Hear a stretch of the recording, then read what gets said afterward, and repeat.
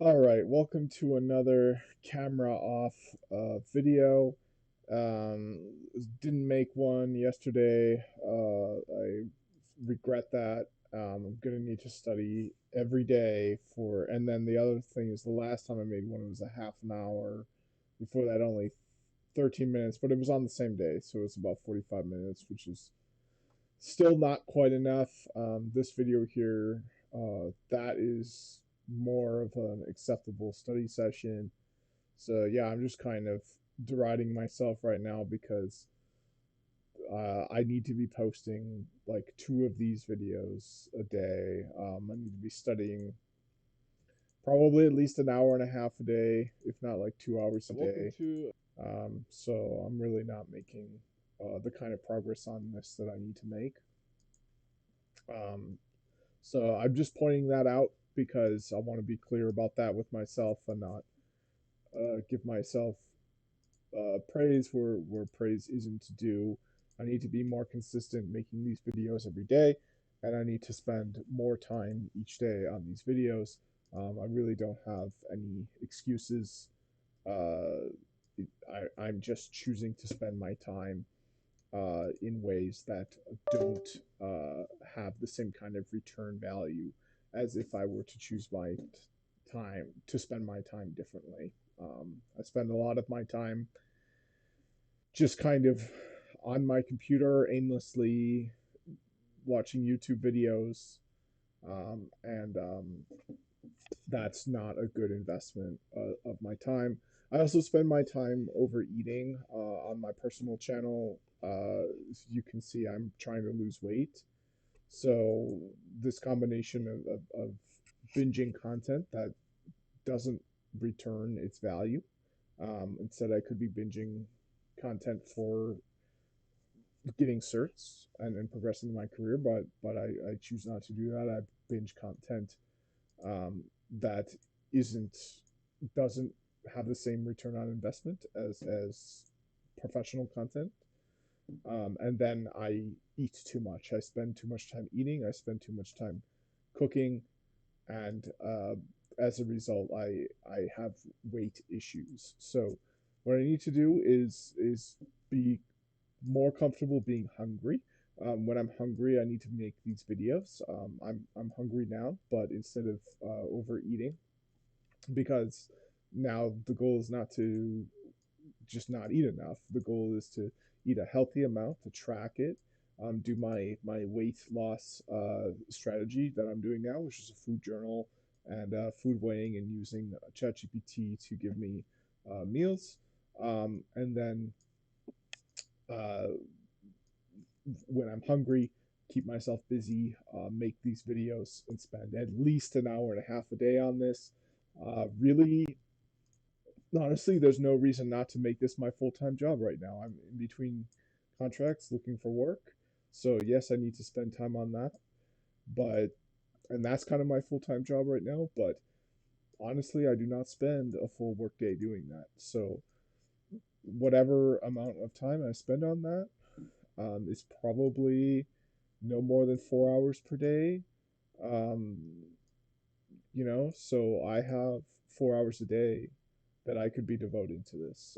I have 8 hours a day I could be devoting to this. So, yeah, I just want a real harsh talking to with myself. Hopefully, I will go back and listen to this and get the message that um, my life is really not going in a direction that I'm happy with right now, and it's because I've been doing things with my life that don't have a very strong return on investment. I've been overeating. I've been binge watching things on YouTube that really don't deserve my interest the same way things like professional development do. Um, and yeah, I just haven't been. I haven't even been doing my hobbies the way I would like to do. Some of my musical hobbies, yes, I've been making progress in, but um, my I'm gonna try to keep this short because I'm gonna try to end this soon. We're already almost at the 5 minute mark, so I'm really just procrastinating here. So I'm going to end this rant by saying that uh, I need to be better. I need to stop destroying my own life through my poor decision making with how I spend my time, and I need to be spending at least an hour and a half a day on this, on getting this cert. I think this is the right cert to get, so there's really no more uncertainty or lack of clarity. Um, and uh, yeah, I think making videos is appropriate. It's a little bit slower of a technique than just reading it myself, but I love doing this, and I want to make a contribution to a community of learners and professionals. So this is my way of doing that. So yeah, I need to do more of this and less of the things that I know are bad for me to do. So with that said, and with that out of the way, we're on to uh, lesson one. We're still at lesson one, 101, but now we're on to dot three. We just finished up dot two, which is about booting the system. So we're still on the topic of system architecture here, but we're moving on to changing run levels and to boot targets and shut down or rebooting the system. All right, so the introduction. A common feature among operating systems following Unix design principles is the employment of separate processes to control distinct functions of the system. These processes, called daemons, or more specifically services, are also responsible for extended features underlying the operating system, like network application services, HTTP server, file sharing, email, etc., databases, on-demand configuration, etc. Although Linux utilizes a monolithic kernel, many low-level aspects of the operating system are affected by daemons, like load balancing and firewall configuration. Which daemons should be active depends on the purpose of the system. The set of active daemons should also be modifiable at runtime, so services can be started and stopped without having to reboot the whole system. To tackle this issue, every major Linux distribution offers some form of service management utility to control the system. Services can be controlled by shell scripts or by a program and its supporting configuration files. The first method is implemented by the sysvinit standard, also known as systemv or just sysv. The second method is implemented by systemd and upstart. Historically, sysv-based service managers were the most used by Linux distributions. Today, systemd-based service managers are more often found in most Linux distributions. The service manager is the first program launched by the kernel during the boot process, so its PID, process identification number, is always 1. Sysvinit. A service manager based on the sysvinit standard will provide predefined sets of system states called run levels and their corresponding service script files to be executed. Run levels are numbered 0 to 6 and generally assigned to the following purposes. Run level 0, system shutdown. Run level 1, S or single user mode, without network or other non-essential capabilities, also known as maintenance mode. Run level 2, 3, or 4, multi-user mode. Users can log in by console or network. Run levels 2 and 4 are not often used. Run level 5, multi-user mode. It is equivalent to 3 plus the graphical mode login. Run level 6, system restart. The program responsible for managing run levels and associated daemons/resources is uh, slash sbin/init. During system initialization, the init program identifies the requested run level, defined by a kernel parameter or in the /etc/init tab file, and loads the associated scripts listed there for the given run level. Every run level may have many associated device files, usually scripts in the /etc/init.d directory. As not all run numbers are equivalent through different Linux distributions, a short description of the run level's purpose can also be found in sysv-based distributions. The syntax of the /etc/init tab file uses this format: id colon run levels colon action colon process. And we're going to take a moment and look at this file in my home lab. Oops.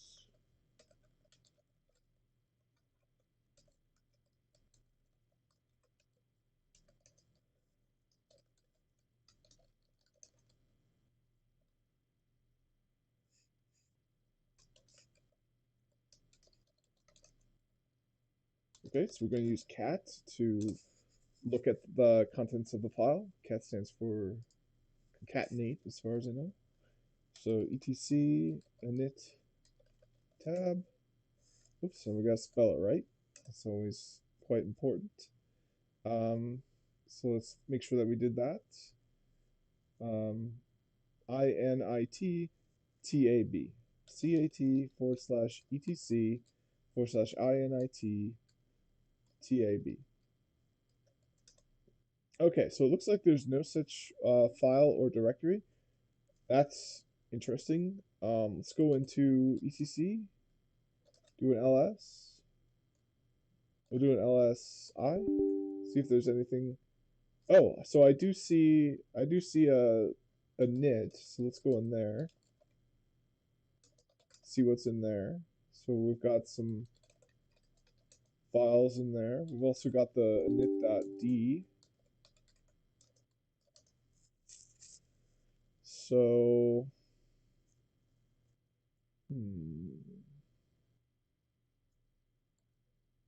do lsi.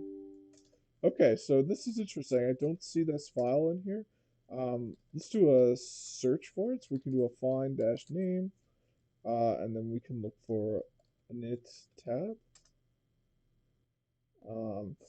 Okay, so that wasn't a good search. So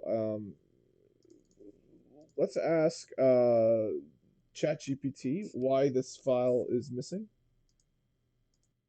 So we got to go to ChatGPT, which I have bookmarked here. Let's use ChatGPT 4. I've got plenty of messages left for that. We're going to say, why is this file missing from my home Linux, Ubuntu Linux lab?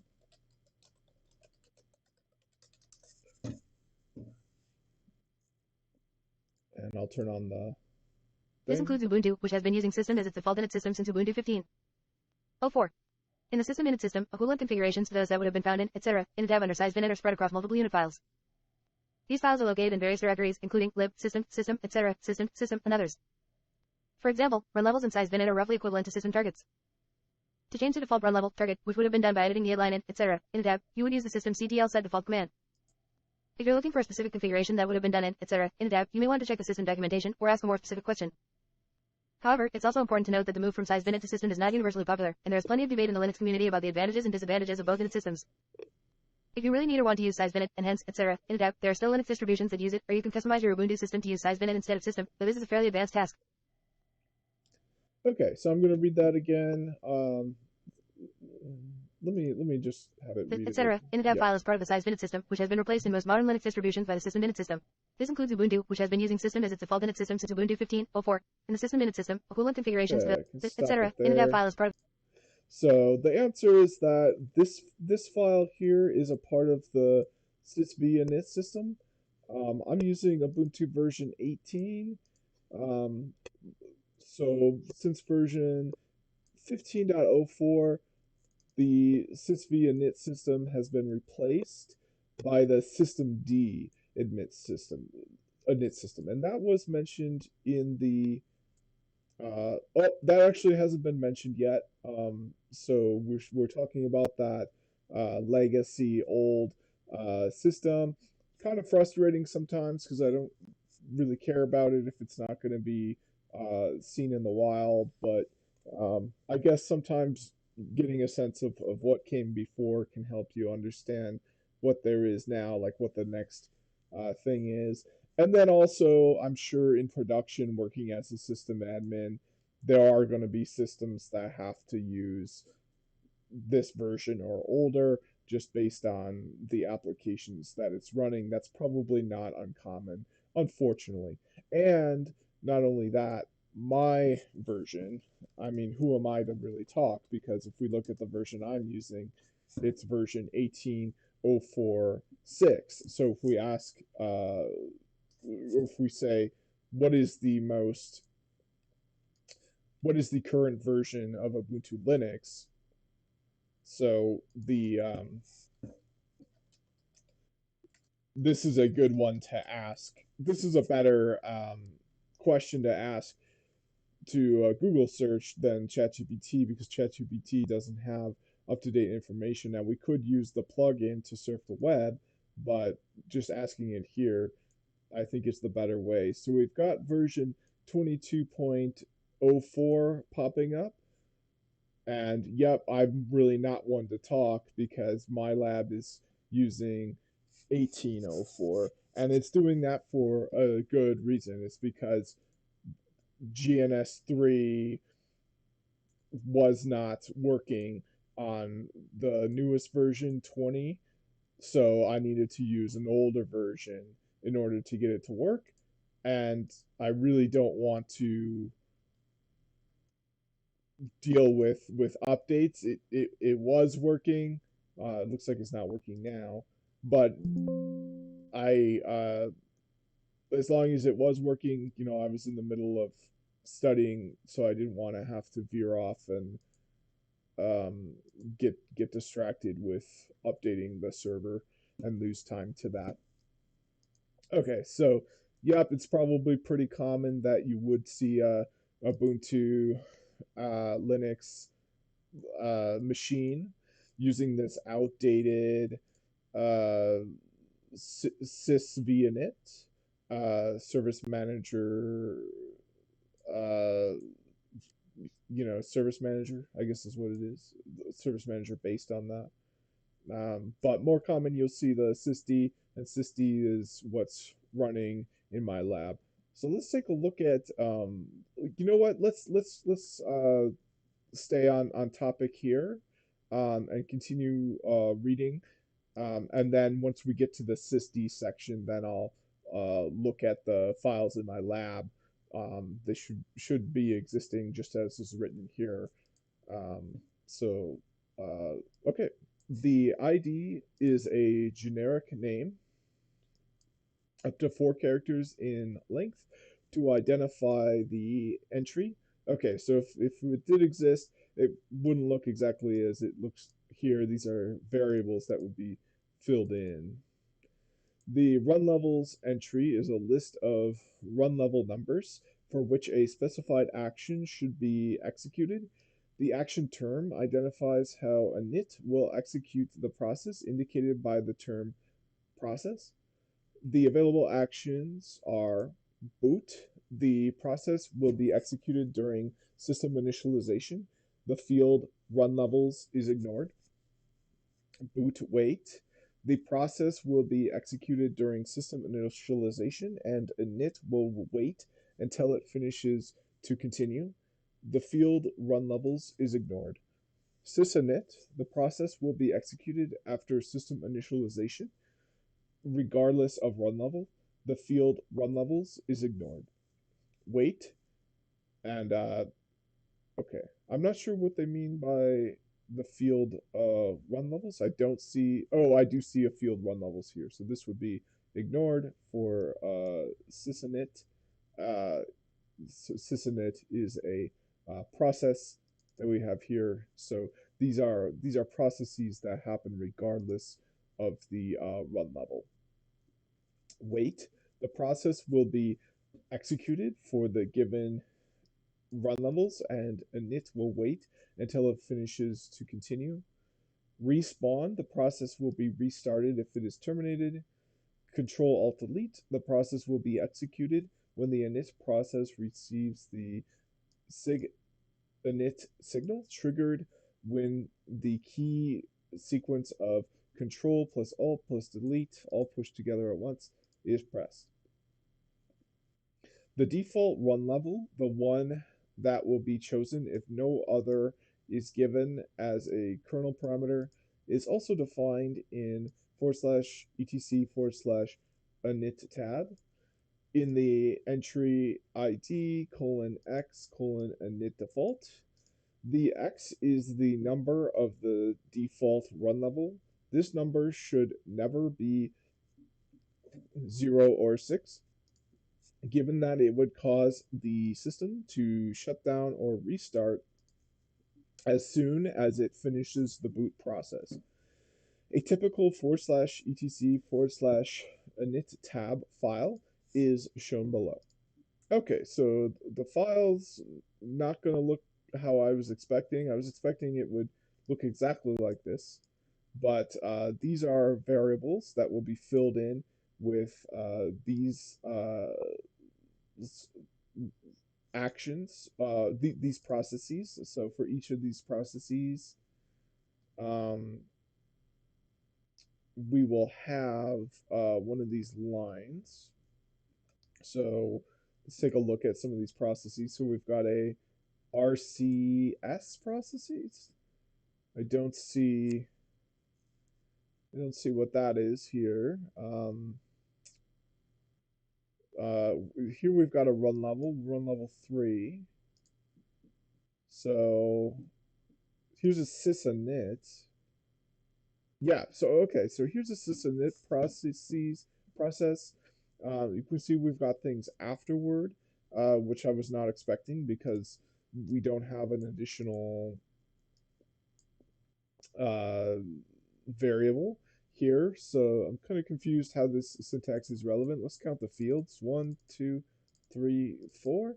And then let's count the fields here. 1, 2, 3. So I think possibly I misinterpreted these options down here.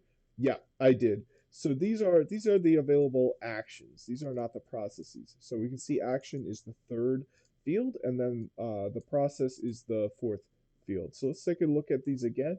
Uh, Remembering that they're actions, we have boot, boot wait, sysinit, wait, respawn, control alt delete. Those are actions. And then sometimes the actions are dependent on the run level, sometimes they're not. And then for each action, we have an ID associated with the action. So here's the first action in our file. It's the init default action, which is not listed here. There's really no explanation of this action. I guess it's the default action, which we did have a write up. Yeah, so the default run level, the one that will be chosen if no other is given as a kernel parameter, is also defined in this entry here. So here's the default run level. It's run level 3 in this case. And looks like there's no process associated with that. There's just a action. Um, so we can see it's 3, it's not 0 or 6. That would not work. And then apparently since it's the default, it's got everything it needs to run the necessary process, and it does not need to be defined there. The next thing we see is the configuration script that is executed during boot. So this is probably pretty essential for administrators to know. They got to manage this configuration script, make sure that it's on the system and that everything's correct in the configuration. We can see we don't have a run level specified. The other thing I see that is interesting is we have SI for the ID, which is not a number. Yeah, so the ID is a generic name up to 4 characters in length. So it doesn't necessarily have to be a number. Um, it can be up to 4 characters, alphanumeric, probably not special characters, probably case sensitive. Um, so in this case, yeah, so it can be special characters. We see a special character here. That's totally fine. But in this case, we have SI as our ID.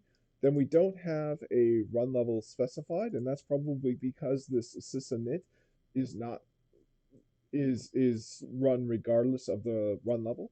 So sysinit, let's review that again. The process will be executed after system initialization, regardless of run level. The field run levels is ignored. So since it's ignored, we don't even need to fill it out. We'll just leave it blank. And then here we've got a path to the process. The next thing we see in the file is a comment that says action taken on run level S for a single user. So we can see the ID here is a special character, so special characters are valid to use in your ID for your now let's see what these are called here. These are called so this is sysv init, so this is the legacy version. As you won't even see this on Ubuntu, or it will be written in a different way. So these are actions. These are actions is what they really are. I would call them actions. And actions have an ID. They correspond to a run level unless they're taken regardless of run level, and then they spawn that process. So the uh, next action is to wait. We can see the other thing to note is that the run level does not need to be specified with a number 0 through 6. There are actually macros that specify the run level. In this case, it is S. So S is a single user. So that's probably, yep, that's just run level 1 here. There's a special macro for run level 1 because that's a single user mode. No network connectivity in this mode, and only one user is allowed to use the system. So the action we're going to take for this run level is to wait. So waiting, the process will be executed for the given run levels for the single user run level that has no internet access, and init will wait until it finishes to continue. So before init happens, we're going to have this wait, uh, and we're going to spawn this process, which looks like it gives a super user shell, but this only happens in single user mode. The next thing we see in this file is the configuration for each execution level. So now here it gets strange because we've got an extra field that we did not see before. It's probably a part of this file. I think that was explained. Let's take a look at the explanation for this file here. Okay, this is a third instance in the documentation. So the first instance probably explains it. Yep, there we go. Every level may have many associated service files, usually scripts in what we saw down there. So that's a script in what we saw there. Scripts can be passed parameters.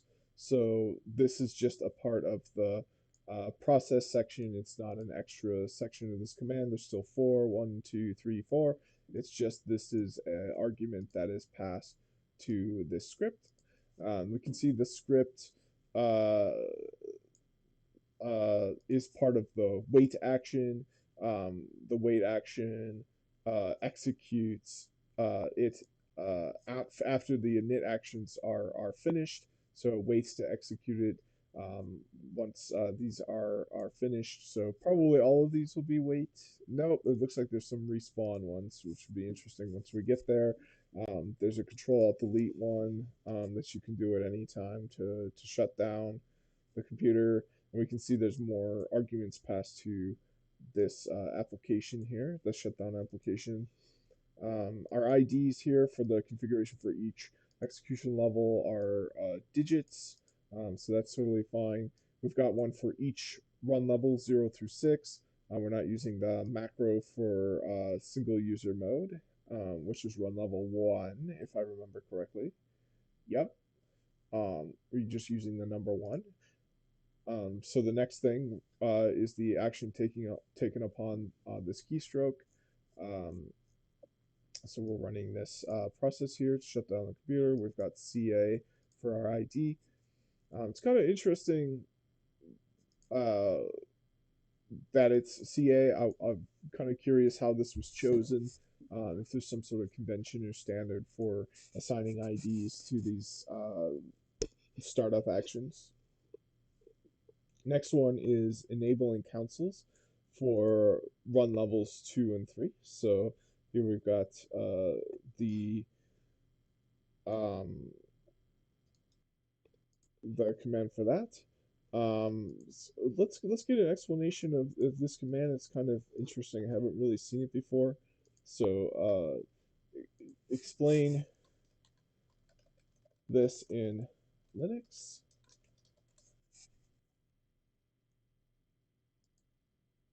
When a username is entered, Getty hands over control to bin login, which prompts for the user's password and if a Okay, so it's a program that manages physical and virtual terminals and is responsible for protecting the system from unauthorized access.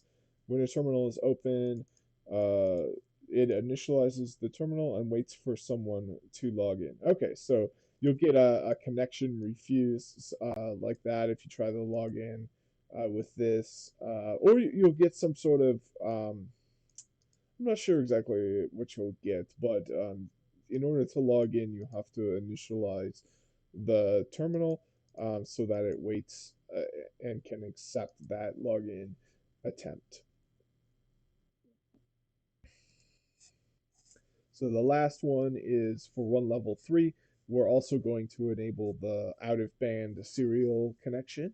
We know this from from this being a network engineering channel, so we can see how the knowledge kind of overlaps, and if you get more foundational certs, you understand the networking side of things, you can understand the programming side of things, and you can just be kind of a well-rounded professional. So that's my attempt here to get this cert, so that when we see Linux stuff integrated all throughout every facet of IT, be it machine learning, be it networking, be it cloud, we can have a really solid foundation and understanding of that.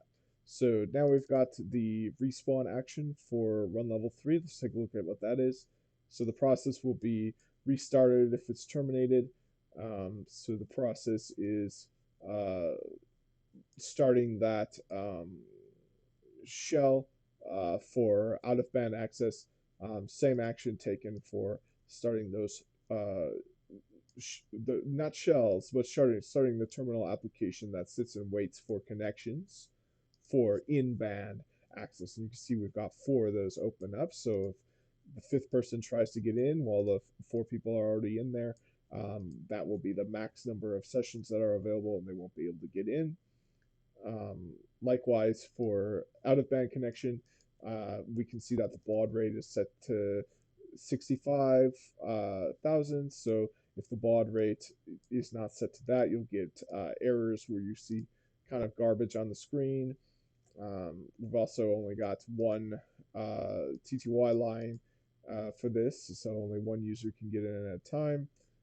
But we also got this extra um, thing here. Let's get an explanation of this. I'm just curious. I'm thinking it's to log in via Team Viewer or some VNC, some sort of application where you can log in and look at the GUI on the system. But let's take a look at this.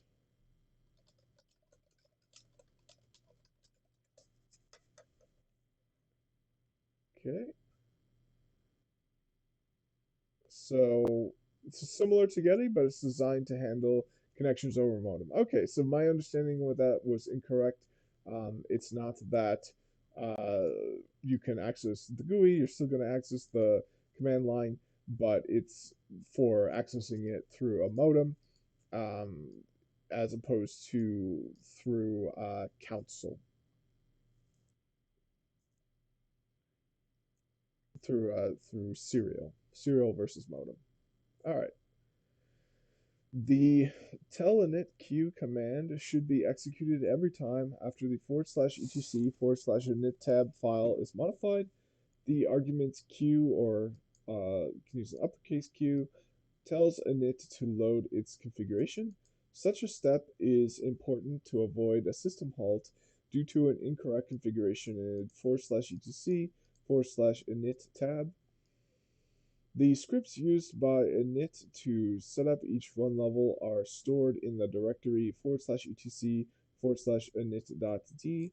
Every run level has an associated directory in /etc named /etc/rc0.d, then RC1 and RC2. These are run levels. So I'm curious if there's an RCS. Uh, I'm wondering how this macro works. etc with the scripts that should be executed when the corresponding run level starts. As the same script can be used by different run levels, the files in those directories are just symbolic links to the actual scripts in /etc/init.d. Furthermore, the first letter of the link file name in the run levels directory indicates if the service should be started or terminated for the corresponding run level. The link's file name, starting with letter K, determines that the service will be killed when entering the run level kill. Starting with letter S, the service will be started when entering the run level start. The directory /etc/rc1.d, for example, will have many links to network scripts beginning with letter K, considering that the run level 1 is the single user run level without network connectivity. Okay, so K stands for the service will be killed when entering the run level. So when you're on run level 1, which is meant for a single user and meant so that the system is cut off from the internet, no internet access of any kind or access to other users, the scripts that would normally um, be used to allow internet access and access to other users are all going to have the letter K and be killed. So we can see here, these would have the letter K associated with them somehow. Hopefully we'll see that. The command run level shows the current run level for the system. The run level command shows two values. The first is the previous run level, and the second is the current run level. So we see the previous run level was N, and then the current run level is 3, multi-user mode. The letter N in the output shows that the run level has not changed since last boot. For example, the run level 3 is the current run level of the system. The same init program can be used to alternate between run levels on a running system without the need to reboot. The command tellinit can also be used to alternate between run levels. For example, commands tellinit1, tellinit s, or tellinit capital S will change the system to run level 1. So a way you can think of run level 1 that might be more intuitive is like airplane mode on your phone. You can put a Linux server or any Linux device into air level mode by changing the run level to run level 1, and you can do that with this command here, tellinit1. That's basically how you put the system in airplane mode. Assuming your system is pretty outdated, for Ubuntu, it's version 14. Also, different kinds of distributions may be using this, especially probably older distributions of anything. So this is the old school way of doing it. Let's take a look at the new school way and the way that my server uses it, System D. Before we do that, though, I do need to take a quick break. So I'll do that and be right back. All right, I am back. We're at the 40-minute mark, which is not so bad of a mark. Again, as I mentioned at the beginning, the the best mark would be hour and a half every day. That's really good to strive for as a minimum amount to spend on this. Really, with me being in between jobs, uh, there's really no reason for me not to be spending 8 hours a day on this. The sooner I can get this, the better jobs I can find. Um, so there's really no reason not to make this my full-time job and try to get this cert pass in a matter of weeks. Um, so, um, all right. So continuing on, System D. Currently, System D is the most widely used set of tools to manage system resources and services, which are referred to as units by System D. A unit consists of a name, a type, and a corresponding configuration file. For example, the unit for a HTTP server process, like Apache web server, will be http.service. On Red Hat based distributions, and its configuration file will also be called httpd.service. On Debian based distributions, this unit is named Apache2.service. I'm not using those distributions, I'm using Ubuntu. I could switch it over, but I'm pretty happy with Ubuntu. It's doing everything I need right now. Uh, Okay, so there are 7 distinct types of System D units. The first one is service, the most common unit type for active system resources that can be initiated, interrupted, and reloaded. Socket, the socket unit type can be a file system socket or a network socket. All socket units have a corresponding service unit loaded when the socket receives a request. Device. A device unit is associated with a hardware device identified by the kernel. A device will only be taken as a systemd unit if the UDEV rule for this purpose exists.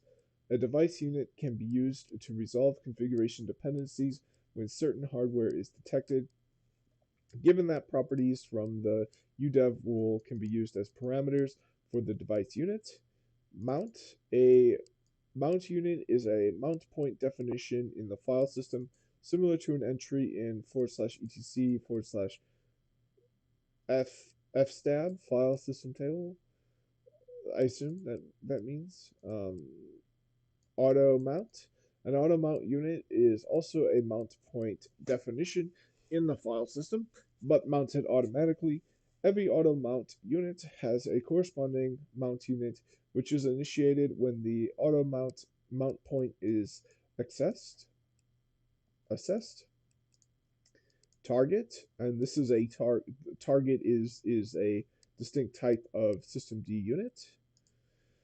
A target unit is a grouping of other units managed as a single unit. Snapshot. A snapshot unit is a saved state of the systemd manager not available on every Linux distribution. The main command for controlling systemd units is systemctl. The command systemctl is used to execute all tasks regarding unit activation, deactivation, execution, interruption, monitoring, etc. for a fictitious unit called unit.service. For example, the most common CTL actions will be, and this could be a real service. It could be FTP, it could be DNS, it could be possible. It could be DHCP. It could be a authentication service like Radius or TACX. So, um, regardless of what the service is, here's some common actions that you can apply to the service. So the first one is systemctl start unit.service, and this starts the service. The next one is stop, which stops the service. The next one is restart to restart it. The next one is status, so you can show the status of the server of the service. The next one is dash active, see if it's running or not. Um, the next one is able if it's not running. So this enables it, um, and it will load. This is it enables it to load during system initialization. So I'm not. So this doesn't start the service. That's what start does. It just enables it to start automatically during boot up. So like in Windows, if you toggle which ones to start during boot up, um, in Linux systems, newer Linux systems that use systemd, you can do that with the enable command. Systemctl enable. Disable. This is how you disable programs that boot up when the system boot up. And then the last one is enabled. It verifies whether it starts with the system. The answer is stored in the variable $? The value 0 indicates that the unit starts with the system, and the value 1 indicates that unit does not start with the system. Newer installations of systemd will actually list a unit's configuration for boot time. For example, system is enabled AppArmor.service. Um, so, yep, this is enabled. It will start during boot automatically. So let's take a look at the HTTPD service, and let's see if that's enabled. I don't think it is, but we'll check. So we're going to do systemctl is enabled, and we're just going to verify. We're not going to make any modifications to this service. We just want to see some information about it. So the service is httpd.service, and we actually failed to get information about this service because this service does not exist. Let's see if there's a DNS service running. So we got fail on that as well. I'm not sure how to see which services there are. Possibly this is how. Um, okay, so that's that. Yeah, so we'll do ls on the proc. So these are uh, I'm not sure if these are services. Um, let's try it with the net. Okay, so that's not a service. I'm not sure how to see just what services um, are available. I'm pretty sure just off the top of my head, it would be sysbin or sbin or etc sbin.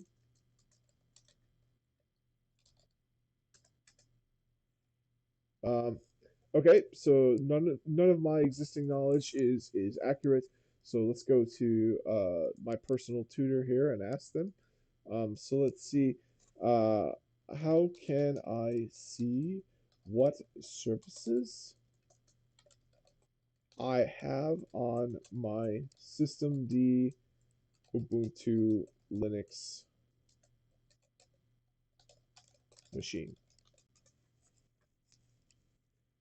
Okay, so I just use the command systemctl, of course, and then uh, we take a look. Now, I'm not sure what other types there are, but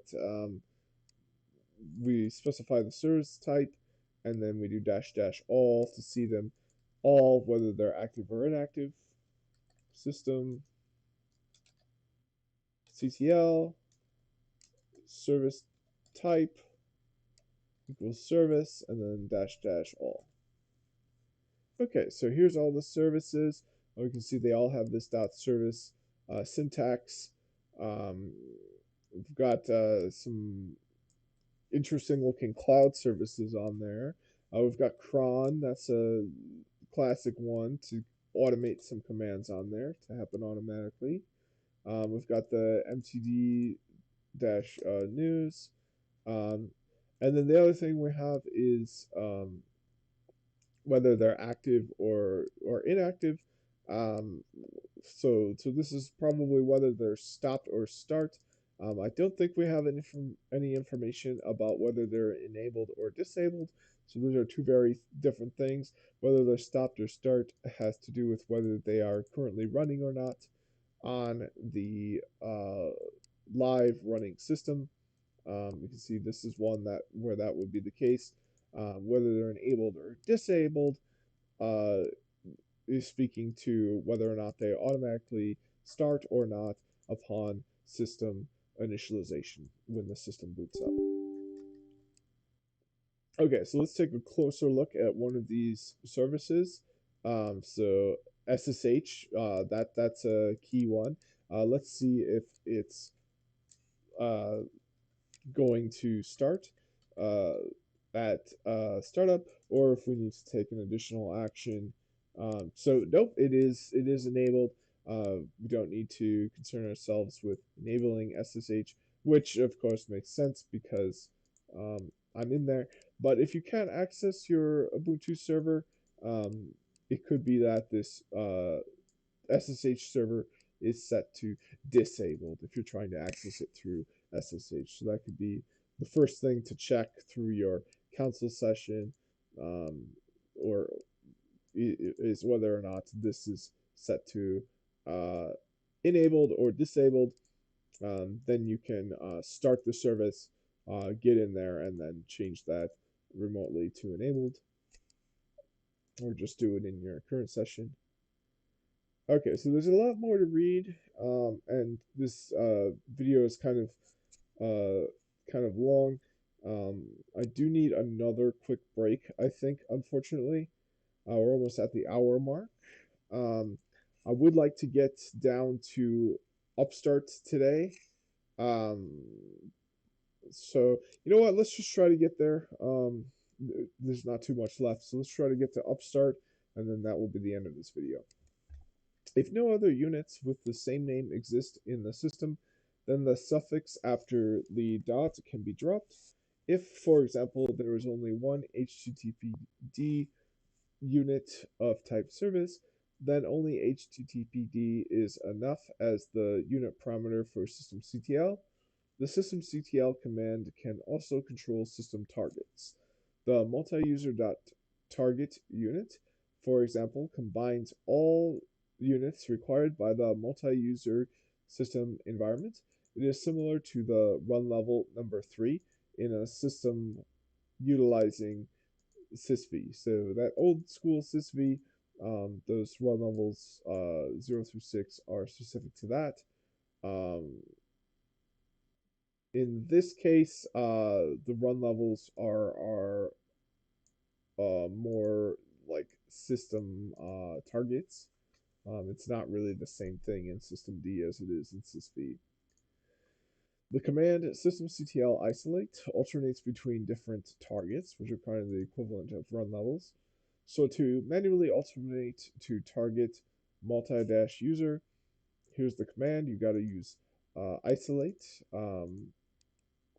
There are corresponding targets to sysv run levels, starting with run level 0 dot targets up to run level 6 dot targets. However, systemd does not use the /etc init tab file. We saw that that file was missing from my server, which uses systemd. To change the default system target, the option systemd.unit can be added to the kernel parameters list. For example, to use multi-user.target, so this would be kind of like run levels 2 through 5 on a sysv system. As the standard target, The kernel parameter should be system.unit equals multi-user.target. All kernel parameters can be made persistent by changing the bootloader configuration. Another way to change the default target is to modify the symbolic link /etc /systemd /system /default.target so it points to the desired target. The redefinition of the link can be done with the systemctl command by itself. So we're redefining the link through this set default, um, and I'm not sure what to call that. Action, set default action that we're feeding into the systemctl command. And then this is a uh, uh, it's a unit. I think it's called a unit. Yeah, so it's a unit. And so we have service units. So this would be dot service, socket units, dot socket, device mount, auto mount, target snapshot. In this case, we're doing a target unit. So this multi-user dot target. And target is kind of like a run, is basically a run level. Likewise, you can determine what your system's default boot target is with the following command. So let's run this on my home lab and take a look at what the default uh, boot target is. So it's graphical.target. Let's get some more information about that. Um, we're going to say to ChatGPT, have it read it out to us. What is in Linux? In system, a target is a unit configuration file that is equivalent to a run level in the traditional size-binit system. Targets are used to create system states and group and manage related processes and resources. All right, unfortunately, it's Graphical. not reading it, Target is one of so the system mute targets in it. system. In system D, a target is a unit configuration file that is equivalent to a run level in the traditional sysv init system. Targets are used to create system states and group and manage related processes and resources. The graphical target is one of the system targets in system D and is used to start a system with a graphical user interface, also known as GUI. This is similar to traditional run level 5 in sys init. Yeah, so I misspoke before when I said levels 2 through 4. Levels 2 through 4 are just multi-user levels that allow you to access a Linux system uh, CLI. In order to access the graphical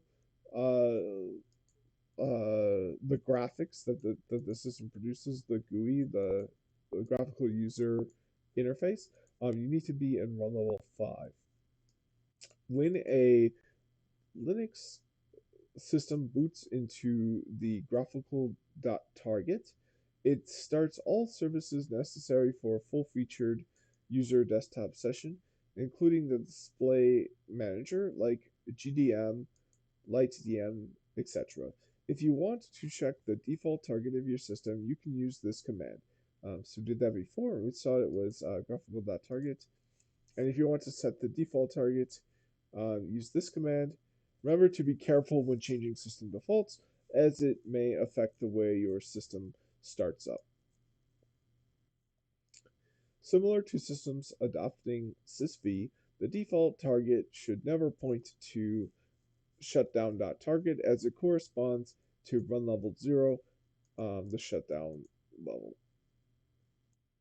So it'll never boot up. Your system will never boot up because once it does, it will shut itself down again.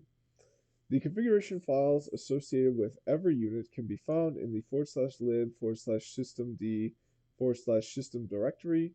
The command systemctl list-unit-files lists all available units and shows if they are enabled to start when the system boots. The option --type will select only the units for a given type, as in systemctl list-unit-files-type equals service, and systemctl list-unit-files dash type equals target. Active units or units that have been active during the current system session can be listed with the command systemctl list-units, like the list-unit-files option. The systemctl list-units-type equals service command will select only units of type service, and command systemctl list-units type equals target will select only units of type target. So units come in many types. Um, the different types of units are service, socket, device, mount, auto mount, target. Um, target is a grouping of other units, managed as a single unit, and snapshot.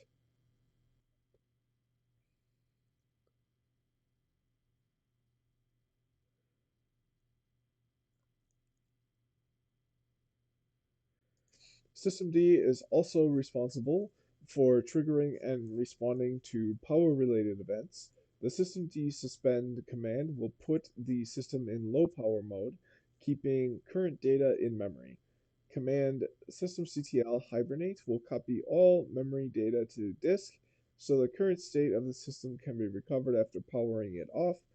The actions associated with such events are defined in the file /etc /systemd /login_d.conf, or in separate files inside the directory /etc /systemd login_d.conf.d. So let's take a look at those files on my server. There we go. We've got a lot of perfect. Yeah, this file looks great. It's part of systemd, which is free software. Um, Entries show the compile time defaults, and you can change the settings by editing. If you do that, though, I strongly recommend you make a backup. So save this as .conf.bik, and then leave that unchanged, and then uh, edit this to your will. But if you don't make that backup file, you'll forget what these settings are, and you won't be able to revert your changes. So let's take a look at the directory. And this is not the directory that this file is in. This file is in the systemd root directory. So this directory um, is also within that parent directory. And it looks like we can't follow that directory. We don't have that on my system because it's defined in this file here, and it's not defined in separate files inside this directory. However, the systemd feature can only be used when there is no other power manager running in the system, like the ACPID daemon.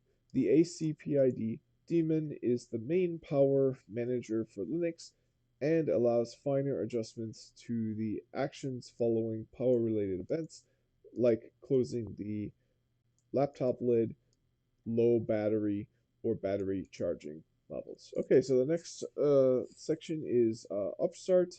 Um, I need to stop the video for now, unfortunately. Um, as I said at the beginning of the video, it's just not going to cut it to do starting at this length. All right, well, and this inconsistent doing it every other day. I really need to get my priorities figured out and live a life that I am happier to live. It kind of stopped my downward spiral since the pandemic, and be more adult like in my choices of what to do with my time. So let's get this worked out here. There we go.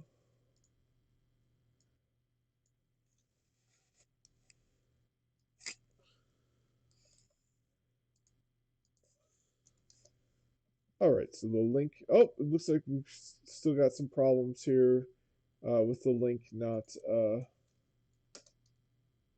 Oh, I see. So we don't have it like this. We gotta put this there, and then there we go. That should be correct. There we go. So we've got where to start the next time. Um, this will be part one of dot three, and yep, that's it for this video. Hour mark, not bad. Um, kind of the absolute, not even reaching the minimum. Bare minimum would be an hour and a half per day. But as I said, since I'm unemployed now, there's really no reason not to make this my full-time job and get this marked off as soon as I can get. I'll get a much more satisfactory job when I do get one if I can do that. But today I didn't do so bad of a job, and hopefully I will do better tomorrow. So thanks for watching and stay tuned for tomorrow.